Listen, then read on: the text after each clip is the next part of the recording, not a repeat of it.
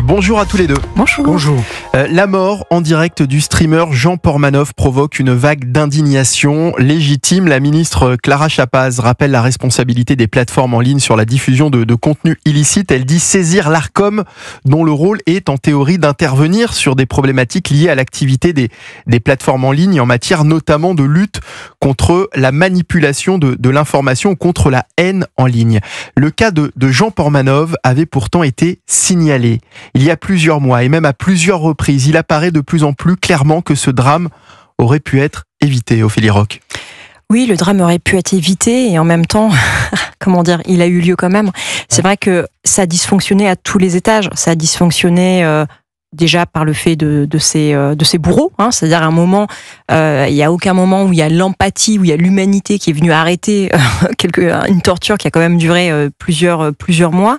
À aucun moment non plus les spectateurs. Alors certains ont réagi puisqu'à un moment il y a eu la Mediapart avait fait un grand article dessus et les deux bourreaux ont été en garde à vue. En garde à vue, mais ils ont été très rapidement relâchés. Ils ont été relâchés. Alors pourquoi ils ont été relâchés ? Ils ont été relâchés. Est-ce que c'est parce que les preuves étaient là, c'est filmé. C'est incompréhensible que la justice ne soit pas intervenue. Et en effet, la plateforme avait été aussi, Kik avait été mise en demeure par plusieurs internautes en disant attendez, là il se passe quand même des choses vraiment graves, il faudrait peut-être fermer cette chaîne-là.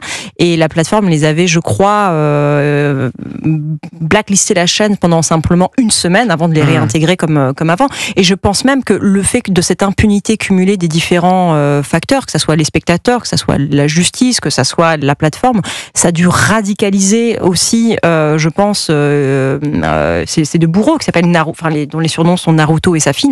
Je pense qu'ils se sont sentis complètement, finalement, légitimés dans ce qu'ils faisaient, puisque personne n'est intervenu. Donc si personne n'intervient, c'est que d'une certaine manière, ils peuvent faire ce qu'ils font.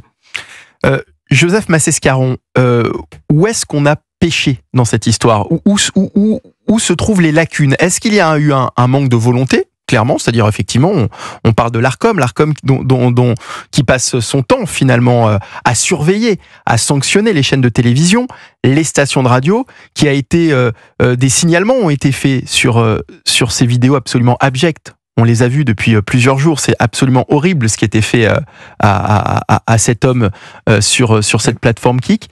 Derrière, rien n'a été fait. Alors, est-ce que c'est un manque de volonté ? Est-ce qu'on peut dire aussi que les autorités sont dépassées par ce phénomène des réseaux sociaux et ce phénomène numérique ? Je crois que d'abord, les personnes qui sont chargées de la régulation appartiennent à une autre époque. Réellement. C'est-à-dire qu'ils ne savent pas ce que sont les véritables enjeux de communication. Ils ne savent pas véritablement où se trouve le danger.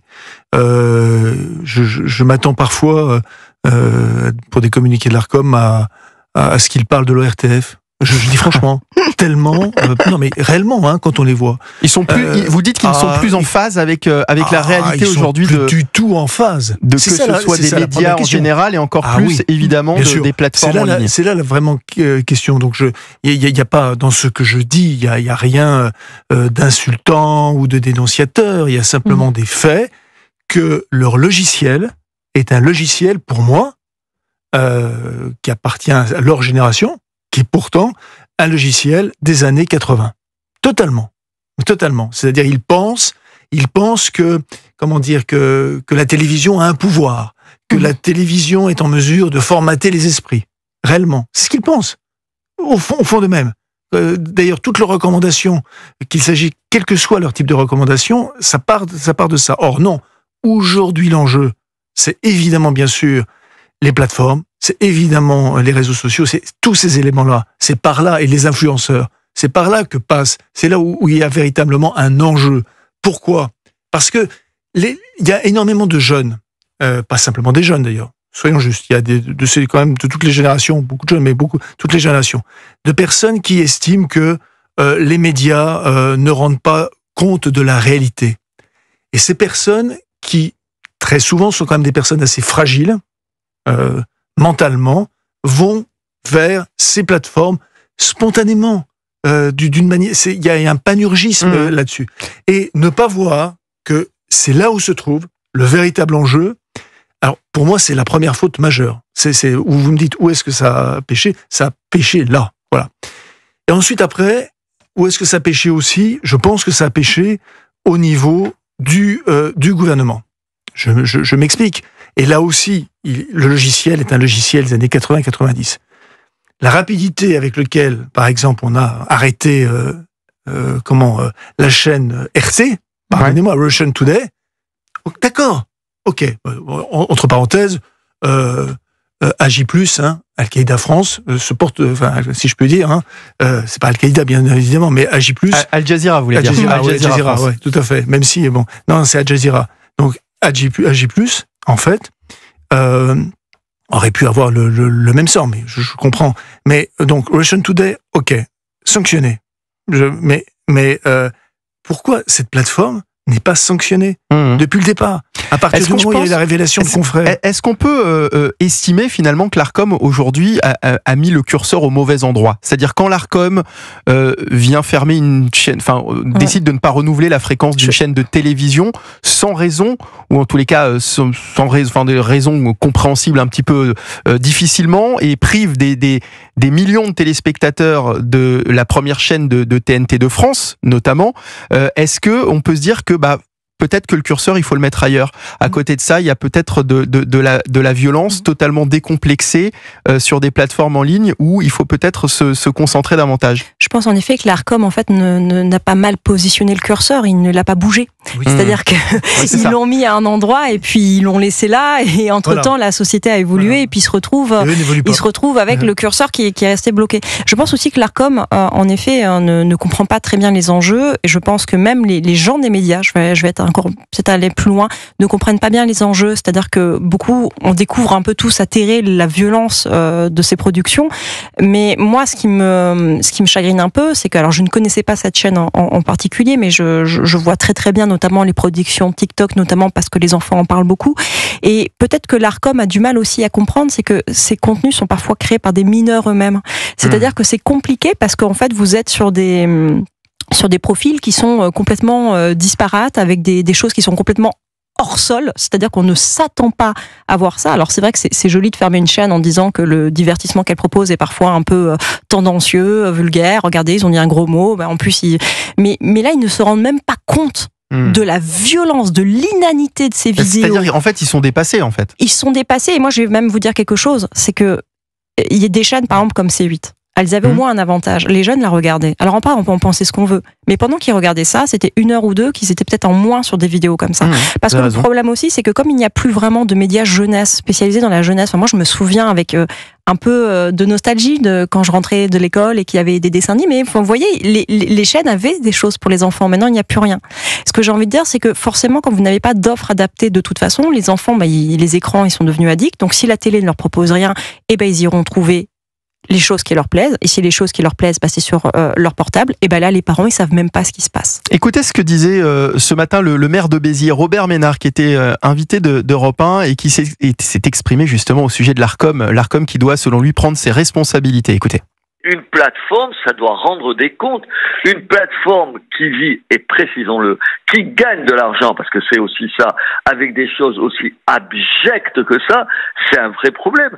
Si l'Arcom, plutôt que d'aller emmerder CNews, s'intéressait à ça, peut-être ce serait une bonne idée. Voilà, le maire de Béziers interrogé dans Europe 1 matin, Joseph Massescaron. Je crois que les excuses de cette plateforme en question, aujourd'hui, ne peuvent pas suffire. Ça ne peut pas suffire. Ouais. Moi, j'ai regardé, comme vous tous ici, j'ai regardé des extraits du harcèlement moral, mais aussi des agressions physiques perpétrées contre ces deux personnes, parce qu'ils sont deux. En plus, pardonnez-moi, mais il y a une personne qui est sous curatelle.